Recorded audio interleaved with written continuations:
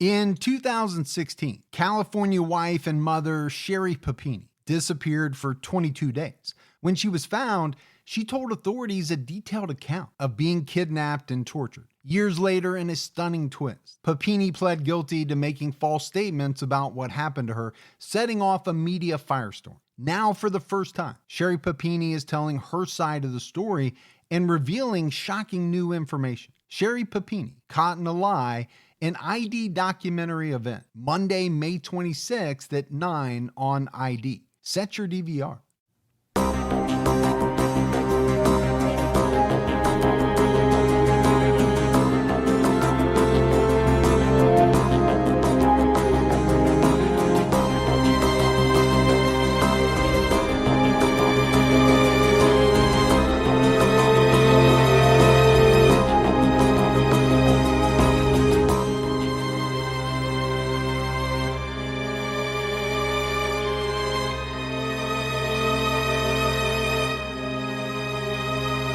Hello, everyone, and welcome to episode 244 of the True Crime All the Time podcast. I'm Mike Ferguson, and with me, as always, is my partner in true crime, Mike Gibson. Gibby, how are you? Hey, man, I'm doing good. How about you? I'm doing great. You and I just got done taping a brand new Patreon episode. We did. On Joseph Oberhansley, who murdered at 17, was let out, and then murdered again later in life. Did some really bad things. He did. I mean, to the point where the press dubbed him the cannibal killer. But yeah, it's a rough one. It's not one to listen to while you're eating. Let's put it that way. Hey, we got some supporter shout outs for Patreon. We had Christopher Bone jumped out at our highest level. Hey, Christopher. Virginia Plain. What's going on, Virginia? Mike Walston. Hey, Mike. Michelle Renfro jumped out at our highest level. Well, appreciate that, Michelle. Regina Finulier. Oh, Finulier. Christine. Hey, Christine. Sarah Lynn Nisbet. What's up, Nisbet? Jumped out at our highest level. Maga. Hey, Maga. Ashley Addison. What's up, AA? Jenny Lee. Hey, Jenny. Engineering Stud. Well, you got to be a stud if you're an engineer, right? Lauren Campbell. Hey, Lauren. Shannon Ash. What's going on, Shannon? Tyler Williams. Hey, thanks, Tyler. Melody McCall. What's up, McCall? Daryl Flintroy. Flintroy. Yeah. Yeah. So a lot of great new support on Patreon. And then if we go into the vault, Gibbs. Let's do it. This week we selected Mary Beth Long. Well, thank you, Mary Beth. Yeah, she's been with us a long time. She also was selected randomly as our Patreon merch winner for June. So kind of a double whammy there. Yeah. We had some great support on PayPal from Aubrey Eldridge. Hey, Aubrey. Kim Garcia. Hey, thank you, Kim. Natalie Quinones. Ooh, got some quinones on you. Yeah. And Lisa Orton. Hey, Lisa. So thanks to everyone who supports the show. So I mentioned the Patreon episode. We have an episode out right now on True Crime All the Time Unsolved. We're talking about the 1952 murders at Crater Lake National Park in Oregon. Yeah, this is a fascinating case. It involves, two executives are taking a weekend and they're up at the Crater Lake National Park, but they never make it to where they're headed because they go missing and they're found murdered. And we will dive into, the search and the suspects involved. All of it, as we always do. And don't forget about CrimeCon. If you're going to order your tickets on crimecon.com, make sure you use our promo code TCAT. You get 10% off your standard badge price. Yeah. All right, Gibby, are you ready to get into this episode of True Crime All the Time? I'm ready. We are talking about an American spree killer named Edward Adams, who lived and killed during the 1920s.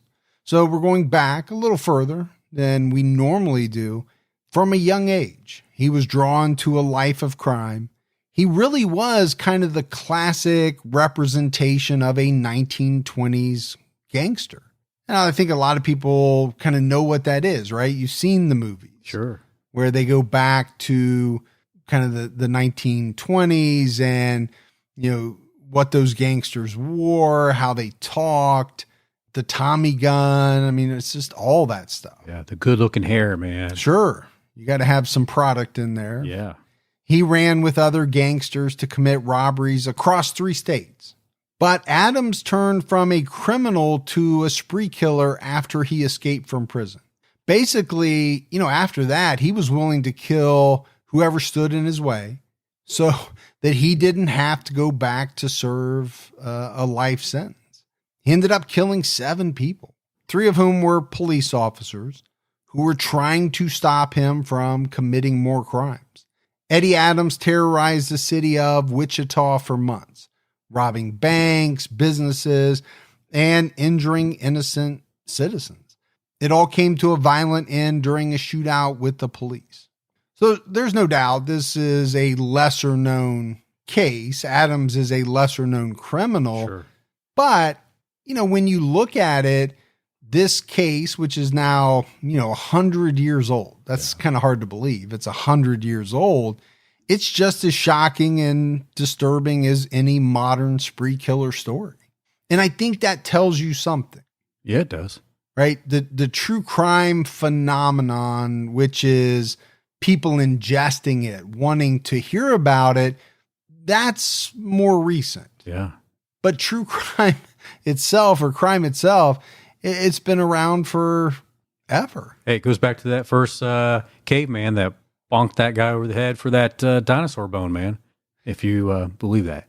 You mean literally what I just said on like a week or 2 ago? Exactly. I literally said the caveman who bonked another caveman on the head. I'm stealing your material. Okay. I just really wanted to make sure. Yeah. Edward J. Adams was born in 1887. Everyone who knew him called him Eddie. Now, old newspapers list his name as Edward C. Adams, but all of the modern sources list him as Edward J. Adams. Some sources say that his real name was W.J. Wallace and that he assumed the alias Eddie Adams as an adult. Generally, it's agreed upon by historians that his name was Edward Adams and that the W.J. Wallace is an alias that he used when he went into hiding.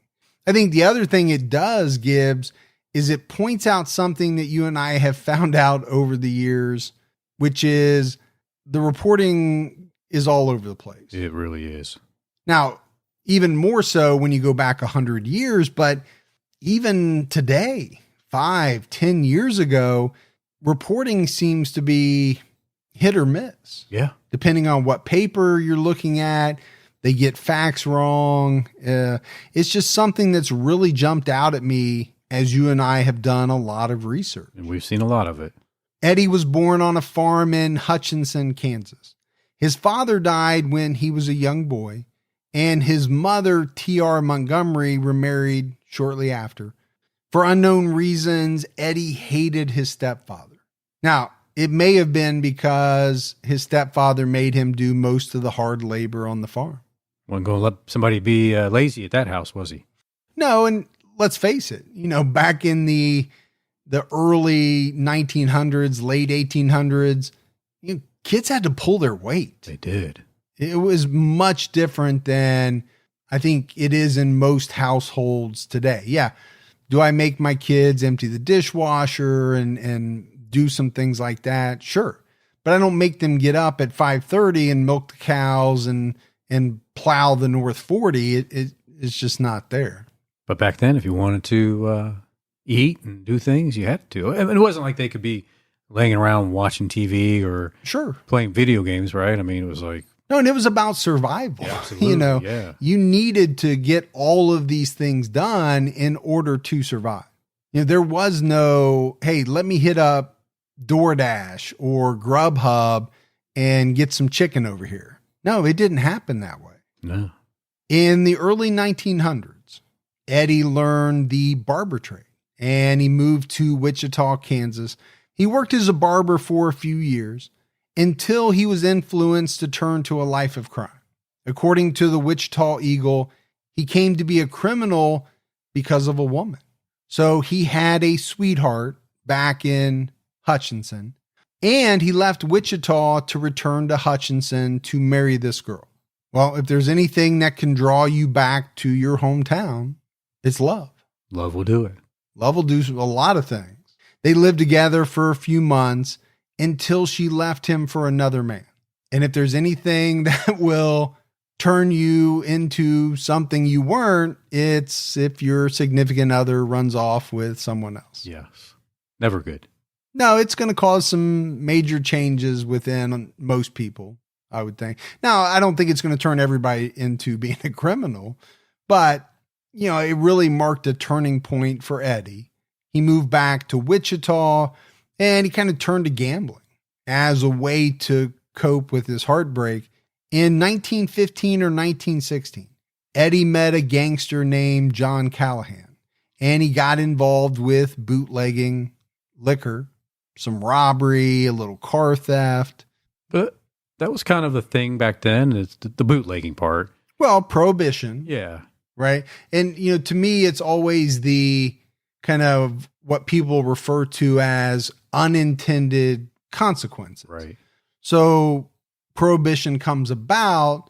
Do you really think that they were, as they were, you know, drafting this or thinking about implementing this, really thinking that, okay, this is going to cause a lot of illegal activity?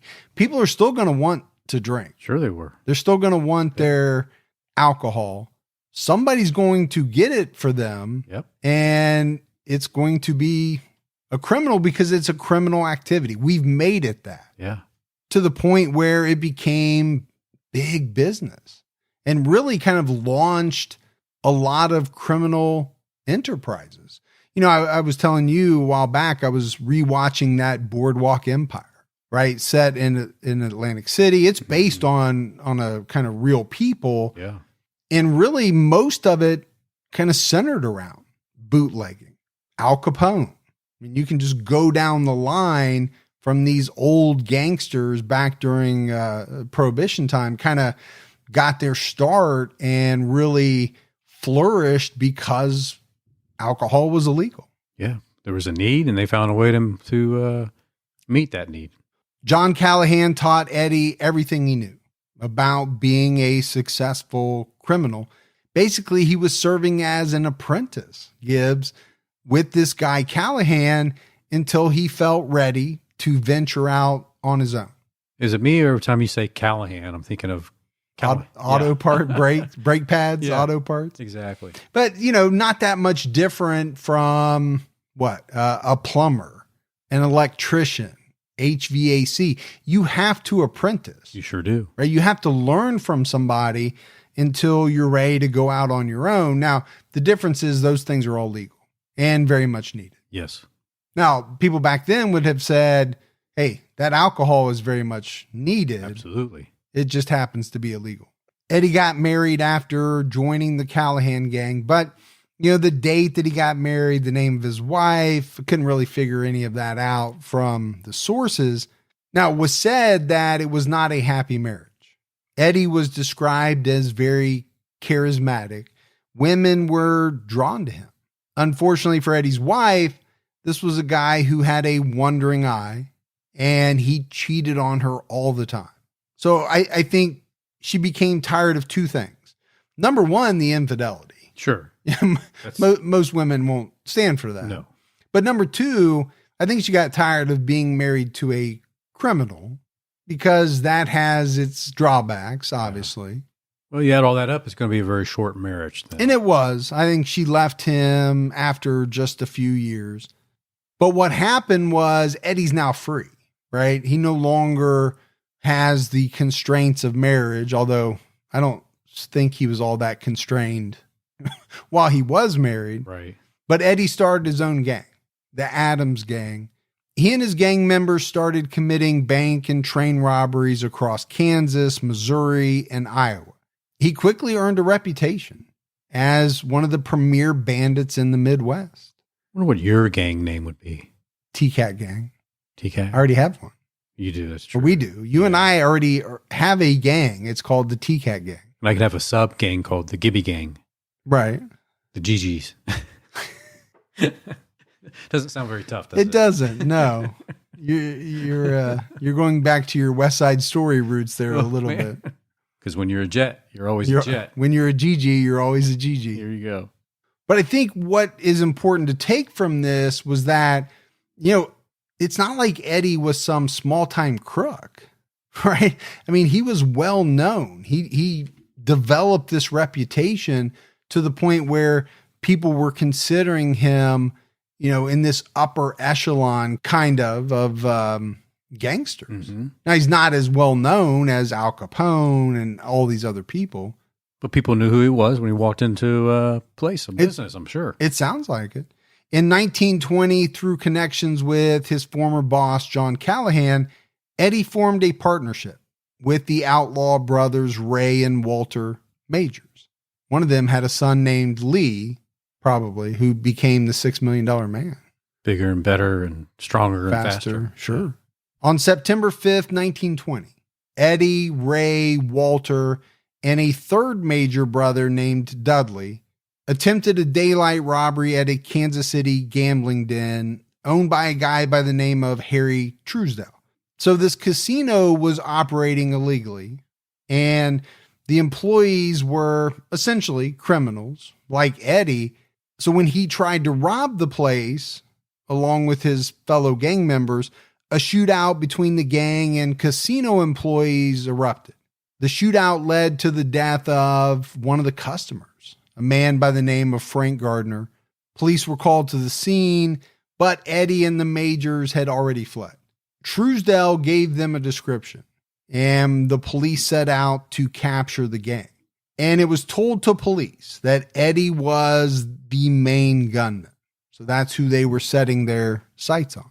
But Eddie did pretty good. He evaded capture for about 6 months. Yeah. Now, I would think in 1920, 1921, if you wanted to evade capture, if you really wanted to get lost, how much easier was it back then than it is today? I think it would be a whole lot easier, wouldn't it? There's no cameras. There's no GPS. There's no, tracking of information or dispersal of information from one police department to the other, the way that there is today. So, you said he did pretty good. I thought, well, seems like he could have evaded longer, but he was captured in February 1921. The Kansas courts gave him a 99-year sentence. Pretty good sentence back then. Yeah. I mean, that's essentially a life sentence, but someone did die. The Major brothers only received 5 years because they took a plea deal on robbery charges, but they both died in prison before they finished their sentences. Dudley Major escaped the scene separately from the other three men. He was caught later and served time in the Delaware penitentiary. So Eddie's going away for life, right? Never to see the light of day again, probably. But as he was being transported to the Missouri State Prison, he escaped by jumping off the train. Oh, the old jump, tuck, and roll. Yeah. Dangerous, but that versus spending the rest of your life in prison, I might take a shot at it. Yeah. What have you got to lose? Within just a few days, he joined up with gangster Julius Finney. Together, they robbed a bank and a general store in Cullison, Kansas on February 11th, 1921. So he's free, right? He's made his escape. What's he going to do? Is he going to settle down? Is he going to lay low? No, he's going to join up with another guy and rob places in Kansas. How about you get the heck out of Dodge, literally, Really? and go to another state far away? But criminals don't always think like that. No, they think they're invincible. He was also probably thinking, well, I could go to Connecticut or someplace like that, but I don't know anybody. I'm going to join up with Julius and we're going to start robbing because that's all we know how to do. On February 17th, 1921, Eddie was captured near Garden Plain, Kansas by a posse. And Gibbs, I know you've been a part of a number of posses. Man, I love a good posse. I know you do. Yeah. Unfortunately, you've also been on the other end of a number of posses. That's when I don't love a good posse. Yeah. So it goes both ways. It does. It's hit or miss with you. Eddie wrecked his stolen car near a bridge before he got caught. And then he got underneath the bridge and was holding on from underneath. Yeah. And anybody that has tried, to hold on to, like, let's say monkey bars or any type of, something like that for a long period of time, it's tough. If you're an adult male with any type of weight on you, that is not easy. If you're an 8-year-old kid, okay, maybe you can hang there for a very long time. You're some type of gymnastic person, right? Yeah. A gymnast. It's going to be difficult, I think, A gymnastic type person or a gymnast, Yes. Either one. Yeah, they're a little slightly different. There is. One's a little higher caliber, I think. Exactly. So he's trying to hold himself up underneath this bridge. The problem is, okay, you can only do that for so long. And he couldn't do it long enough to avoid capture. What I thought was interesting was the timing, right? He's captured in February 1921.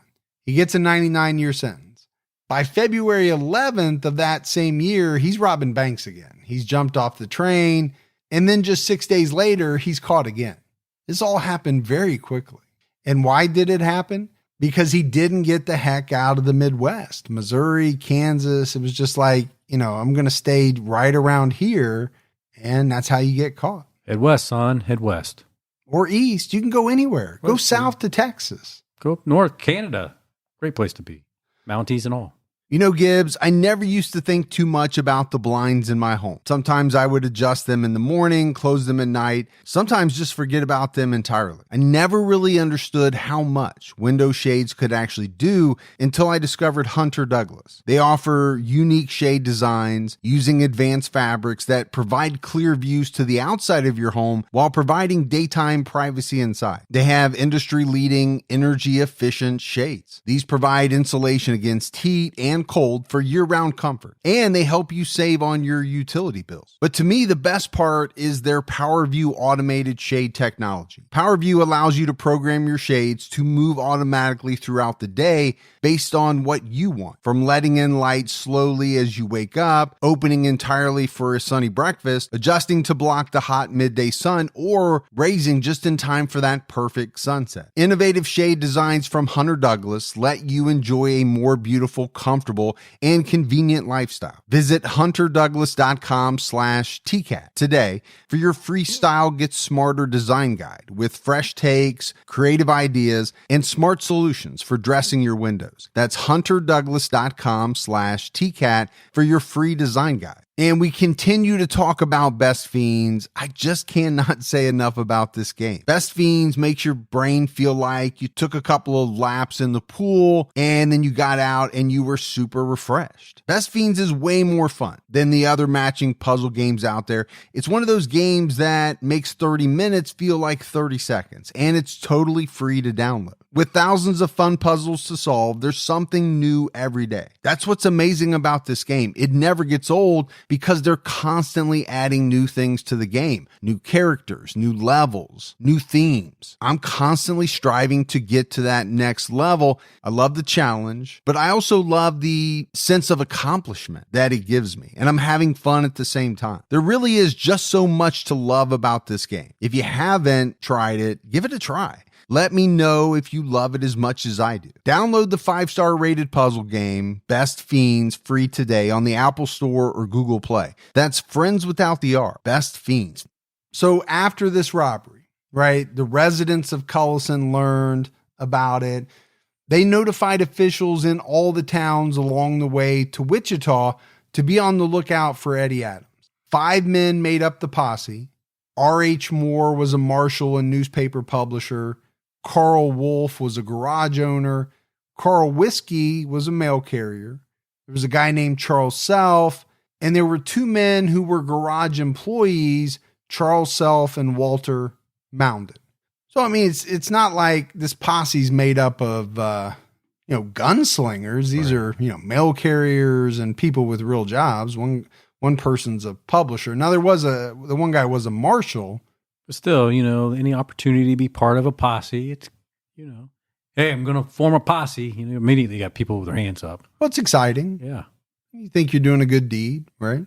Now, you could also get shot. So it's exciting, but very dangerous at the same time. Sheriff Wade Gosney joined them later that morning to arrest Adams. The posse blocked the road near the bridge by parking Wolf's car across the road, and then Officer Gosney parked his car further along the road and waited for Adams. According to the Wichita Beacon, a Buick tore around the bend and crashed into Wolf's car. Julius Finney was apprehended immediately, but Adams escaped from the car and ran down the road. The posse fired some shots at him, but they didn't hit him. Eddie ran north through a field. So the posse took Julius Finney to jail. And then they came back to try to find the other guy, who was Adams. They followed his trail. The 7 men joined together.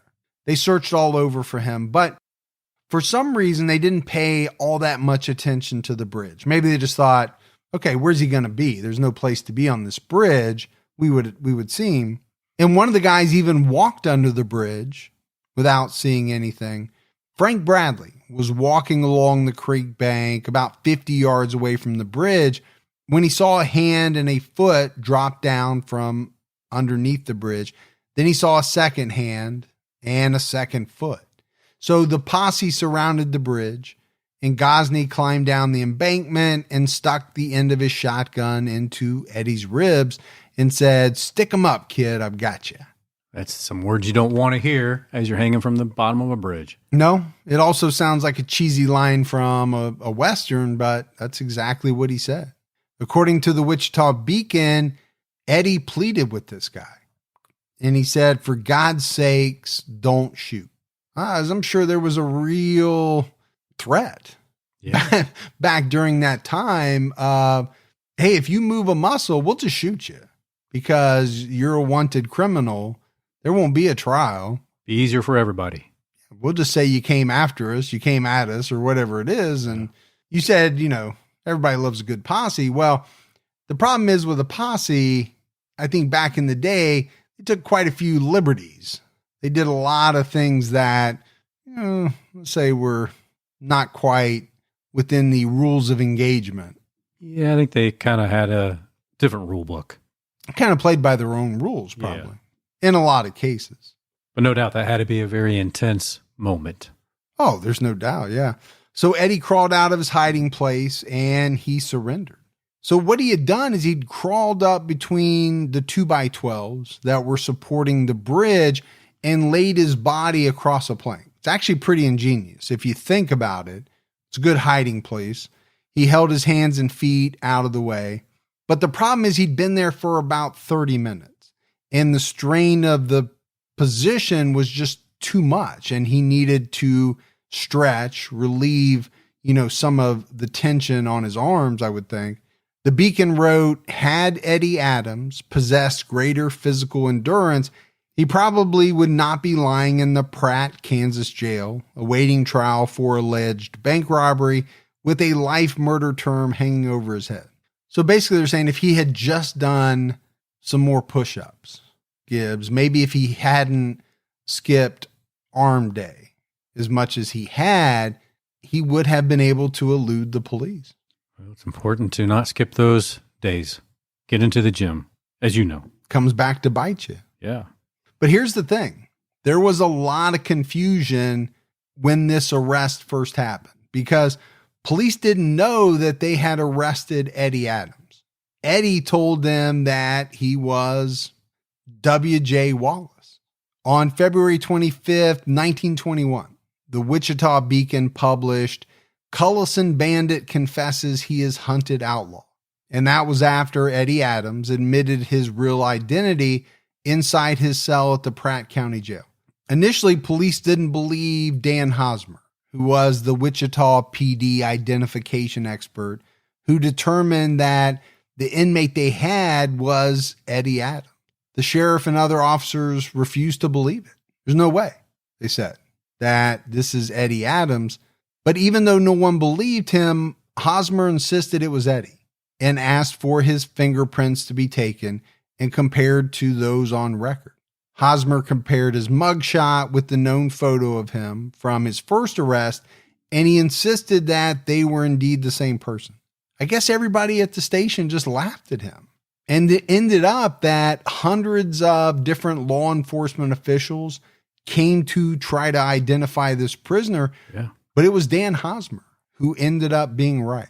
That's all you want, guys. I got my man. Who's laughing now? Eddie confessed after Hosmer compared his fingerprints and measurements with the ones on their records. I wonder what type of measurements. We're just talking about height, weight, how long your arms are, how big your feet are. I guess they had to work with all kinds of different things back in the day. Maybe they measured everything. Maybe. I don't even want to know. The Wichita Beacon reported that Eddie said, "I may as well admit it to you, Sheriff. I am Eddie Adams. Clever Eddie, they call me, as the real brains of the famous Major Gang." After he confessed his identity, he was taken to Kansas State Prison. He pleaded guilty to bank robberies and highway robberies. And isn't it interesting how quickly everything happened back in the day? From the time of arrest to, pleading guilty or trial to conviction to, even execution. The wheels of justice just move so quickly. Yeah. Now, a lot of people would argue too quickly, and that a lot of innocent people were probably jailed and even executed on trumped up charges and charges that, couldn't be proven, things like that. Unfortunately, that still happens today. That's the sad thing, 100 years later. Some things never change. Eddie was convicted of bank robbery, and 10 to 30 years were added to his life sentence. Nothing like life plus 30 years. Yeah. Julius Finney received the same sentence for his role in the robbery. Eddie was sent to the Kansas State Prison in Lansing. He arrived on March 21st, 1921. The Wichita newspaper spread the news with articles like "Adam reaches pen" to assure citizens that he was safely in jail. Well, they wanted everybody to know that they can relax now. Yeah, because, you have to figure you've got citizens who are thinking, we've got this criminal mastermind. This is a real gangster, running around. Hey, we're scared. Yeah. But now we're not because he's in jail. Yeah, and they find out that Eddie's going to be assigned to work in the prison's coal mine. But the problem was that Eddie was already scheming, right? He wasn't planning on staying there very long. And it was later that same year, on August 13th, that Eddie escaped prison again. Basically, what he did was he turned off the prison power plant and he scaled the walls at night. He cut the lights in the guard tower to escape under the cover of darkness. This is like a Brad Pitt and Robert Redford type of movie. Yeah, exactly. Yeah. Or the original Superman, where Lex Luthor kind of scurries out of jail. That's true. With the help of his sidekick that I can't think of. Eddie then overpowered a guard and stole his gun. He and 3 inmates made a ladder out of scrap wood to scale the prison wall. He escaped with inmates Frank Foster, George Weisberger, and D.C. Brown. A World War I veteran named Billy Fentleman was their driver. So obviously there was some planning here, right?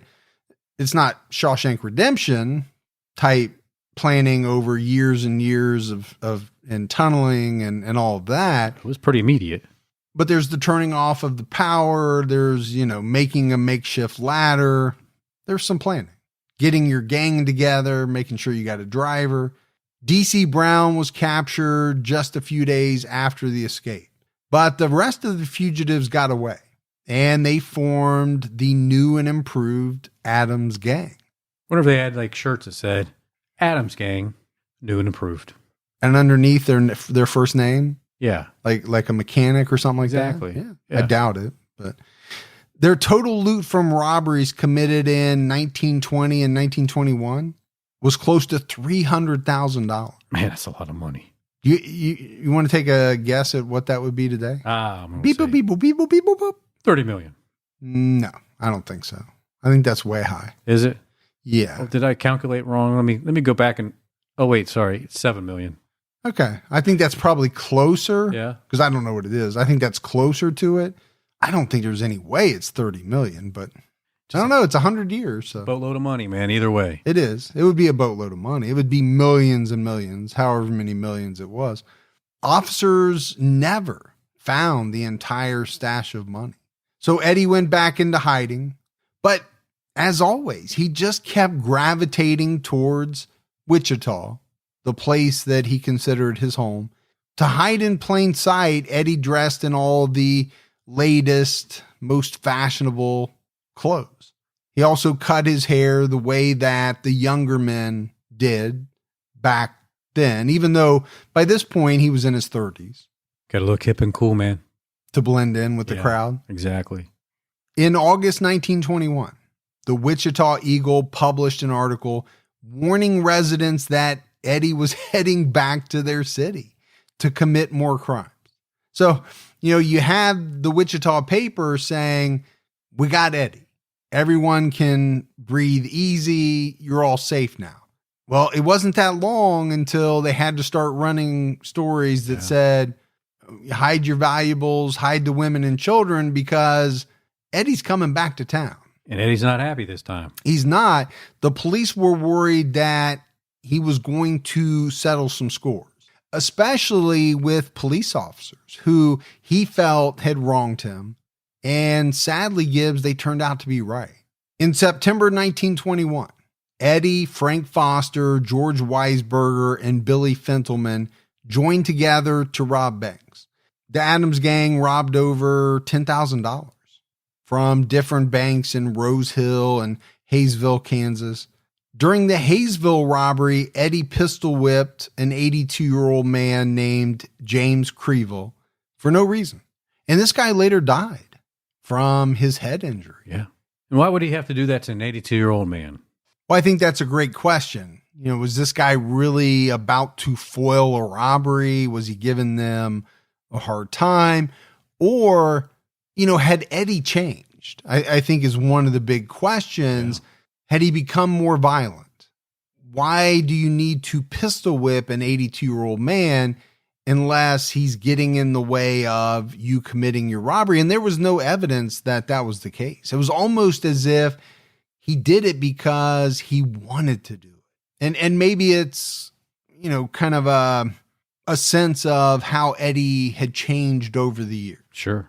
On October 8th, 1921, the police attempted to capture the gang in Kansas, but they escaped after a gunfight. The shootout injured Deputy Benjamin Fisher, but he survived. So I think one thing is clear, right? The police already said they were worried that Eddie was going to settle some scores. I think what's clear is that he's not going back to prison. No. And if he has to kill people, he will, including police officers, and maybe to Eddie Gibbs, especially police officers, because it seemed like he did harbor some, really bad feelings against them. He thought that some of them had done him wrong. I definitely don't think he was scared to shoot at them. No, not at all. On October 19th, the gang was spotted in Osceola, Iowa, after they stole $500 worth of silver from a bank. Another posse was formed, and they attempted to apprehend the gang near Murray, Iowa. A local farmer named C.J. Jones tried to intervene, and he was killed in the gunfight. Sheriff E.J. West and other officers pursued the gang. The gang stole a car owned by the sheriff, and they got away. They traveled to Wichita, and along the way, they continued their crime spree. They robbed 11 stores in Muscatau, Kansas alone. Now, I don't think that's a very big town. I don't know what it is today, but I'm assuming it wasn't a big town in 1921. It was a very busy afternoon. Yeah. I mean, how many stores did they have? 12? Yeah. They got 11 of the 12? We almost got all of them, boys. That's a lot of robberies in one town. You just think about like the town I live in. Yeah. If 11 stores were hit in one day, it'd be mass hysteria. It would be. You better get them all at the same time because the police will find you. The gang abducted and robbed 2 motorcycle officers, and they set their bikes on fire. But both officers did survive the attack. See, I mean, they have no fear of law enforcement. No, but what they had, I think, was a fear of going back to prison. So that then turns into no fear of law enforcement because we're willing to do whatever at this point.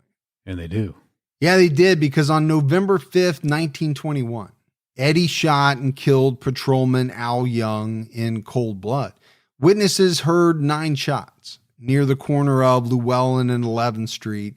Young was laying on the ground dead. His revolver was empty. And somehow Adams had taken Young's gun and he shot him with his own gun. And I think what was strange to me about this one, Gibbs, was, this was an unprovoked attack.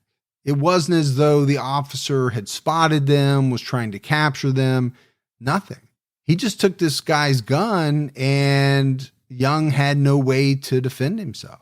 Now, there were reports that the motive for the attack was over a girl that Eddie and Young both had feelings for, and she chose Young over Eddie. I don't know how true that is, but there was some reporting about that. It wasn't long after Young was killed that the gang stole $35,000 from a Santa Fe Express train near Ottawa, Kansas. Again, we are talking about a lot of money. We are. I mean, 35,000 in 21 would be what today? And don't say $30 million. 20 million.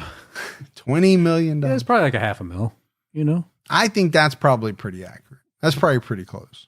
Don't let allergy season slow you down. Get common allergy meds for as little as $15 with GoodRx. So you and your family, pets included, can stop allergy symptoms before they start. GoodRx is free and easy to use. Just search for your prescription on the website or the app, compare prices, and get a free coupon to show your pharmacist. Save at over 70,000 local pharmacies nationwide, including Walmart, Walgreens, CVS, Publix, Kroger, and many more. Check GoodRx before every trip to the pharmacy to save up to 80% on both brand and generic medications. And did you know GoodRx rewards you for saving money too? Join GoodRx Rewards today and earn points every time you use a coupon. Remember, GoodRx is not insurance, but works whether you have insurance or not. And it could be your insurance copay price. I've been using GoodRx for years, and I can't tell you how many times I have saved money even with my insurance. Stop allergies before they start and save big on allergy medications this season with GoodRx. Go to goodrx.com/TCAT. That's goodrx.com/TCATT. Once the temps start rising, I realized I was back in the same worn out rotation. Same tank, same shorts, same everything. So I gave my daily uniform an upgrade with Quince. Their pieces are easy, elevated, and somehow make me feel more put together without even trying. Like their 100% European linen shorts and dresses from $30. Luxe swimwear, Italian leather platform sandals, and so much more. The best part, everything with Quince is priced 50 to 80% less than what you'd find at similar brands. By working directly with top artisans and cutting out the middleman, Quince gives you luxury without the markup. And Quince only works with factories that use safe, ethical, and responsible manufacturing practices and premium fabrics and finishes. I'm getting ready to stock up on shorts for summer from Quince, and I know they're going to be amazing because everything I've ordered has been of the highest quality, and the prices are amazing. Treat your closet to a little summer glow up with Quince. Go to quince.com/TCAT for free shipping on your order and 365-day returns. That's QUINCE.com/TCATT to get free shipping and 365-day returns. Quince.com/TCAT. On the evening of November 20th, Eddie Adams, Frank Foster, one of Eddie's female friends by the name of Nellie, George McFarland, a thug and bootlegger, and two women were joyriding in Wichita. They were followed by a car carrying Billy Fentelman, Billy's wife, George Weisberger, gangster PD Orcutt, and two more ladies. Two police officers noticed the two cars traveling at high rate of speed, and they pulled the car over with Eddie Adams inside around 1:10 a.m. A shot was fired from the vehicle, and it's not known for certain who fired the shot. It was either Eddie or Frank Foster, but it killed Patrolman Robert Fitzpatrick. The outlaws fled the scene, dropped off the women somewhere, and then drove into Cowley County. They ran out of gas at 3 o'clock in the morning and stopped at a farm. Eddie attempted to steal a car from a farmer named George Oldham, but Oldham tried to fight back, and Eddie killed him. Eddie and Frank Foster stole the car. George McFarland ran away on foot. Yeah, so this guy was a gangster, but he was like, you know what? I don't need any of this type of trouble. I'm out of here. Yeah, so he ran away on foot. I mean, I get it. I don't know that most gangsters were going out of their way to try and kill people, especially police officers. You think about the gangsters from the 20s. Yeah. Yeah. Did they kill people? Sure, they did. I think a lot of times it was, other gangsters or, things like that. I think a lot of them have been romanticized over the years. You think about Bonnie and Clyde and, right. People like that. But, they killed people. They did. Eddie and Fentelman went to George McFarland's home to search for him. But instead of finding George, they found two police officers waiting for them. Eddie shot Officer Ray Kastner. The other officer hid under a bed, and Eddie escaped again. So, I mean, a couple of things here, right? Again, there's no thought on the part of Eddie Adams about killing police officers whatsoever. No, he's a renegade, man. I think his only thoughts were, obviously we're going to keep robbing because that's what we know how to do. And then I'm not going back to prison. So if anyone gets in my way, I'm killing them. George McFarland was arrested at midnight and sent to the Wichita City Jail. The Wichita Beacon journalist had published his photo in the paper, which made it pretty easy for police to identify him. Just before 9 p.m., he was walking into the Santa Fe Railroad Station. He purchased a ticket to Gordon, Kansas, and then he sat on a bench and he fell asleep. The station agent overheard him talking in his sleep. The Wichita Beacon reported that he was saying things like, "Wish I had not done it. Why did I go with those fellows?" So this agent called the Winfield police and told them what was going on. And apparently, Gibbs, the police officers were reading the Beacon at that moment when this guy called. So they asked the agent to describe the man. In the meantime, McFarland got on the train, but I guess he was so tired that he fell asleep again. And he didn't even notice when the conductor didn't stop at his destination. He ended up being dropped off in Augusta, Kansas, where police officers were waiting to arrest him. But he refused to give any information on his accomplice, Eddie Adams. Eddie hid until Officer Fitzpatrick's funeral, which occurred on November 22nd. I think he assumed that most of the town's policemen would be at the funeral, and that would be the perfect opportunity for him to escape. He planned to rent a car at the driverless motor livery company for his escape. I didn't even know they rented cars back in the 20s. That's kind of interesting. No, it is. I mean, and I guess it makes sense. Not everybody can afford a car. So some entrepreneur came up with the idea of, okay, I'll buy some cars, I'll rent them out. Seems like tracking them would have been pretty difficult, and people just stealing them and driving them to California never to return would be a hazard. Where's old Mr. Hertz's car rental place at? Probably what they said back then. Eddie's friend, J.C. Burns, lived in the house next door to the garage. Burns introduced him to the garage owner, a guy by the name of C.E. Jacks. But Jacks recognized Eddie, and he secretly called the police. So the Wichita police were preparing for Officer Fitzpatrick's funeral when they got this call about a suspicious character at the garage. At 2:30 p.m., 3 officers arrived to arrest him, and a deadly gun battle ensued. The officer saw him at the desk and snuck in through a back door. Eddie spotted Detective Hoffman and said, "Your name is Hoffman, isn't it? You'll have to come back here if you want to see me." So, I mean, this is straight out of like a gangster movie. It really is. If you want a piece of me, you're going to have to come back here. Eat some lead. I mean, these type of phrases that you hear in old gangster movies. Right. So they went to the back of the store to approach Eddie, and you've got employees in there. And I think Gibbs, they were sensing that something really bad was about to happen, and they all ran out of the store. Eddie drew his gun. When the officers closed in, Hoffman lunged forward and grabbed Eddie, but Eddie got his hands free and he fired at close range. Hoffman fell across Eddie's legs, kind of pinning him down. So Eddie was laying on his side, but he managed to fire point blank at Officer Bowman's face. I don't know how he did it, but Bowman was able to jump out of the way. Normally when somebody fires shots at you at point blank range, pretty tough to dodge those. Yeah. He was able to do it. And another officer named Stuckey fired 3 shots.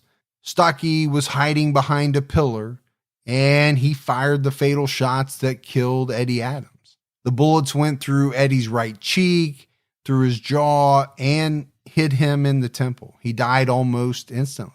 But Eddie had fatally wounded Detective Charles Hoffman, who had him pinned to the ground.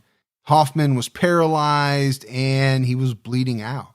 Officer Bowman managed to get to the phone at some point during the shootout to call the police chief. The rest of the officers left the funeral to provide backup. Later, the garage owner said, "All I know is that the bullets were flying thick and fast and that I got under cover as quickly as possible.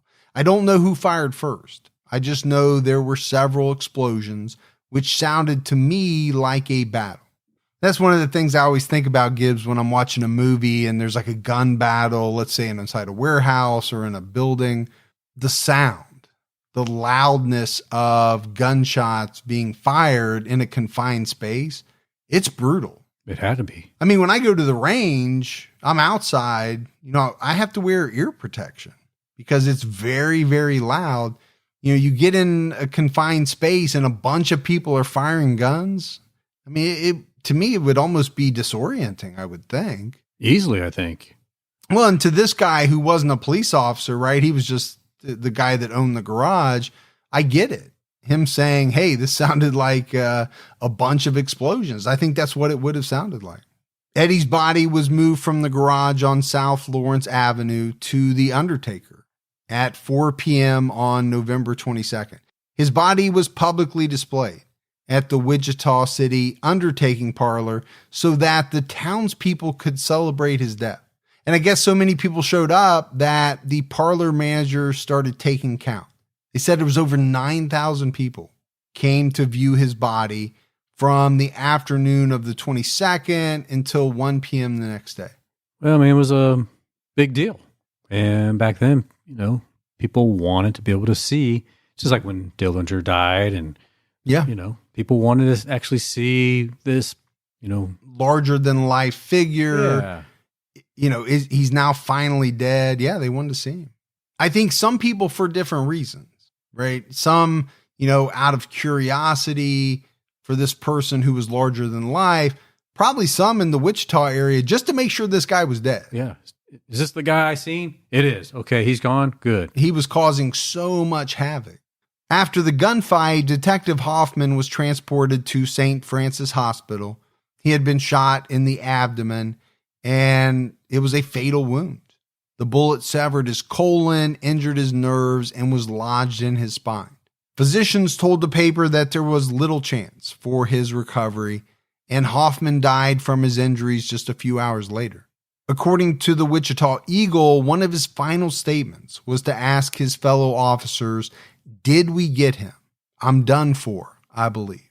Well, at least he heard the response, hopefully, that they did get him. Yeah, just think about it, though. I mean, this is a man who knows he's about ready to die. He believes it. And what's the one thing he wants to know? Did we get Eddie Adams? Yeah. Me dying, hopefully that allowed you guys to get him, And really, if you analyze it, it probably did. I mean, this guy, kind of took him on hand to hand. Yeah, he got shot, but in doing so, he fell on Eddie. And that's really what stopped him and allowed the one officer to put 3 shots into him. Mrs. Hoffman had been warning her husband to be careful at work. He was known as one of the best detectives in Wichita, and he had a reputation for wanting to arrest people peacefully. I guess, Gibbs, he was reluctant to turn to violence or to even use his gun. He wanted to arrest Eddie without a fight, but like we've talked about, Eddie was going to do whatever it took to escape, and that included killing as many police officers as he had to kill. And you think about, his wife telling him to be careful at work. How many wives or husbands of police officers say the same thing every day when their spouse or their mate goes off to work? Be careful. Yeah. Because it's a very dangerous job. We appreciate the police every day. We do. Ed Bowman recovered from his gunshot wounds at the Wichita hospital. He had been grazed in the nose. He had some powder burns and an injured right eye. But other than that, he was pretty much unharmed. Good. The police discovered that Eddie was planning to rob a bank the day he was killed. He put dynamite in the car he was renting. He had explosives in his pocket. He had 50 rounds of ammo for his pistol. And there was a whole bunch of other weapons in the car. I'm pretty sure that's against your rental policy. Yeah, I don't think the rental companies like it when you're carrying around explosives, but You definitely had the weaponry, if that's the right word. I think you put a D in it, but other than that, it's very close. Yeah, I think he was ready for about anything coming his way. Yeah, and he probably was at all times because he never knew when he was going to, have a gun battle. There were a lot of people looking for him. And, when you have that mindset of you're not going back to prison, you better carry all your guns with you at all times. Hey, at 50 rounds of ammo today, dollar amount would be a pretty high dollar, wouldn't it? Yeah, if you could find it, it'd be very, very expensive. Yeah. The chief of police and chief of detectives were congratulated by people from Kansas and Iowa. Emmett Gregg, superintendent, special service of the Eastern District of Santa Fe, sent a telegram to the chief of detectives. It read, "You and your subordinates are to be congratulated in the killing of Eddie Adams, the notorious bandit. It is regretted that he and his gang killed and wounded several of your officers prior to his death. Hope you will be able to apprehend all his gang who have been paralyzing the country at large. Extend my sympathy to the family and friends of the officers who lost their lives and were wounded in his capture. In total, 38 accomplices were arrested. 4 were sent to the Kansas pen, and Frank Foster received a life sentence for his crimes. One of the women who was with Eddie told the police where his car was to avoid prison time. They found it on November 27th, 1921. It was the car he was driving when he killed the police officers in Iowa. Well, they did some real damage there on cleaning that little gang up, didn't they? They did. 38 people. So Gibbs, as we wrap up this episode, I don't think there's any doubt Eddie Adams was one of the big outlaws of the 1920s. Now, it was very early, right? 1920 and 1921. He was dead by 21. But you think in those 2 years, how much carnage he caused. Sure. In lives and in stolen money and property and all of that. The post-war period led to an improved economy in the U.S. And, there were a lot of businesses that had lots of cash. The police and government were busy rebuilding after the war, too busy, right, to dedicate all of their time to fighting outlaws. And I think it was, some of these conditions that made trains and businesses very vulnerable to lawless men and women who wanted to build their wealth illegally. Because it was easy money, really. Yeah, it was easy money. But so back then it was robbing trains, robbing businesses, bootlegging. Fast forward through the last 100 years, right? There have always been and will always be people who are more than willing to build wealth through illegal means, whether that's trafficking drugs, being a gangster, being a cat burglar, whatever you want to say. Yeah. There's always somebody out there looking to get money without actually earning it. Selling free cable. Eddie died at the young age of 34. He murdered 7 people in 14 months, and he wounded at least 12 others. I mentioned it, the outlaw, the gangster. It's often been glorified in the media, the movies. It's even glorified, I think, today. A little bit, yeah. You know, look back at that time frame kind of nostalgically and say, you know, oh, those guys were something. Yeah. Well, yeah, they were something. They were killers. So I think it's important to remember stories like the case of Eddie Adams. Eddie was a dangerous, selfish criminal who was not afraid to kill anyone who stood in his way. He terrorized residents of Kansas, Iowa, and Missouri for over a year. No one knew if their business or home would be his next target. I think Gibbs, probably most people, believed that justice was rightfully served when he was killed in that gunfight with police, bringing his short life to a violent end. Yeah, I mean, I think if they didn't kill him that day, he was going to continue to rob and kill people. Yeah, and I think you could kind of see it in that the Telegraph or the Telegram, whatever it was that the big head guy sent, saying, hey, congratulations on killing Eddie Adams. I think everybody was more than fine with his life ending the way it did. But that's it, Gibbs, for our story on Eddie Adams.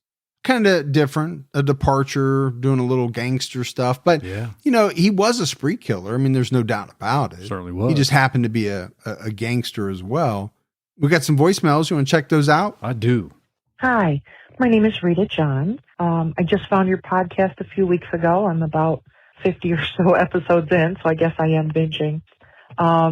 Love it. Love the podcast. Was wondering if you were going to do a story on Timothy McVeigh. Not really kind of a serial killer, but certainly somebody who killed a lot of people. Keep up the good work and keep your own time ticking. Thank you so much for all of the great podcasts. Well, thank you for the kind words. And so if she's at 50 now, Gibbs, depending on how quickly she binges, maybe a while before she hears this voicemail. Timothy McVeigh has always been on the list. Sure has. It's a fascinating story, a fascinating case. You know, I'd thought about doing kind of a bunch of them together, Ruby Ridge and Timothy McVeigh, because they kind of, weavers, everything kind of weaves together. Right. But we'll definitely do it. Yeah. At some point. Hi, my name is Ronnie. I'm from Houston, Texas. I'm relatively new to your podcast, so I am still catching up on episodes. But I wanted to mention one of the things that I keep hearing you talk about is a lot about the last meals of prisoners. And I thought you might think it was interesting that my grandparents grew up in the same town in Central Texas as a serial killer.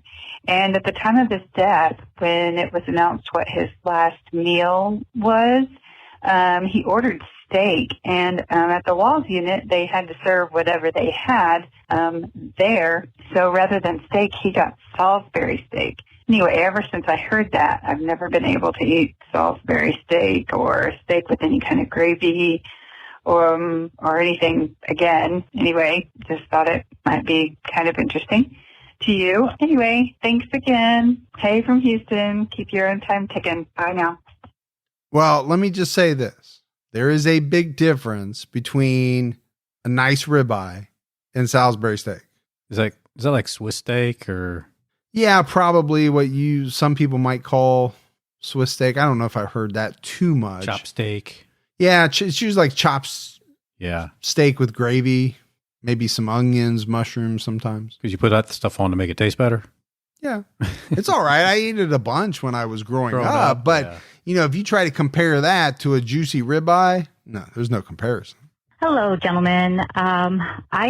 This is Laura Delaney. I'm a Patreon supporter, and right now I'm listening to your episode on Brian Romero Leva, and I got to the part where you two were talking about what the host, Beto Ortiz, the words he used to describe the victim, Celia, and you couldn't come up with the word.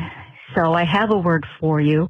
That word is assholio. He was very assholio. Pardon the language, but the guy's an asshole.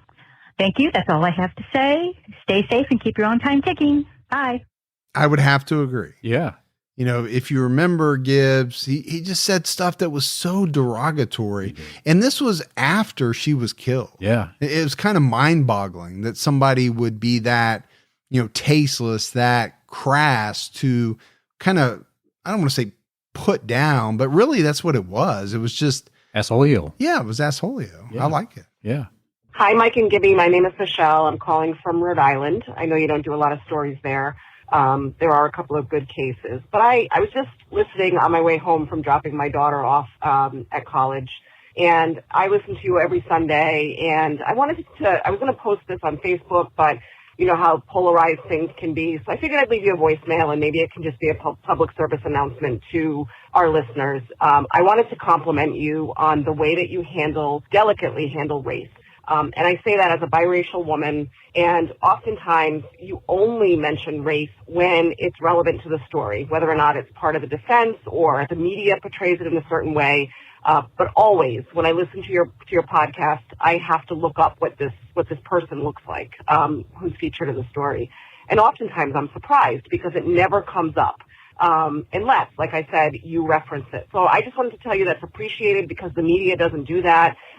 It's always the biggest focus of the story, especially, when it is a person of color. So I just wanted to tell you, I think that you do things really well. And I love listening to you, and I'm going to keep listening, and I have to figure out how to donate on Patreon. I'll be doing that. And, keep your own time ticking, keep your head on a swivel, and I hope to hear my own voicemail. Thanks, Mike and Gibby. Keep doing what you're doing. Oh, great. Well, you will hear this voicemail. Yeah.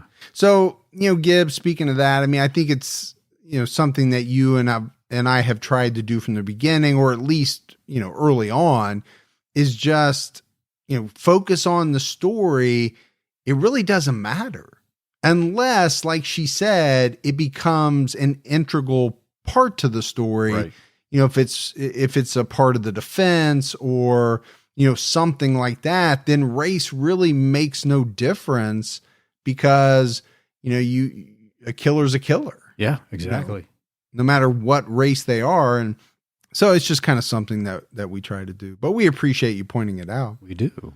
We had some mailbag Yeah. Gibbs. Lisa Van Otterloo sent us a huge package, local goodies from South Dakota, dog bowls from her company, a wine glass from my wife, and one of those pops. And this is Prison Mike from The Office. I was really excited. Yeah, you were. Amazing stuff. Yeah. Our good friend Katie O'Connor sent us in some magnets of the two main characters in Shawshank Redemption and a sticker of one of my favorite characters, the dude from The Big Lebowski. The dude. So she knows us well. She's been listening very closely. All right, buddy. That is it for another episode of True Crime All the Time. So for Mike and Gibby, stay safe and keep your own time ticking.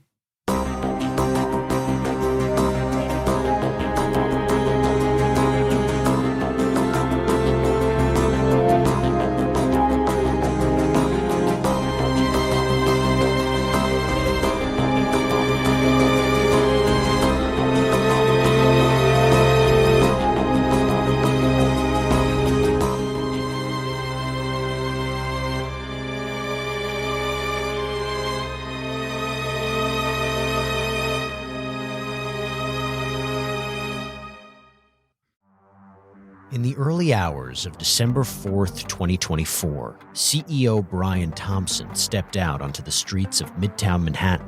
This assailant pulls out a weapon and starts firing at him. We're talking about the CEO of the biggest private health insurance corporation in the world. And the suspect, he has been identified as Luigi Nicholas Mangione, became one of the most divisive figures in modern criminal history. It was targeted, premeditated, and meant to sow terror. I'm Jesse Weber, host of Luigi, produced by Law and Crime and Twist. This is more than a true crime investigation. We explore a uniquely American moment that could change the country forever. He's awoken the people to a true issue. Finally, maybe this would lead rich and powerful people to acknowledge the barbaric nature of our healthcare system. Listen to Law and Crime's Luigi exclusively on Wondery Plus. You can join Wondery Plus in the Wondery app, Spotify, or Apple Podcasts.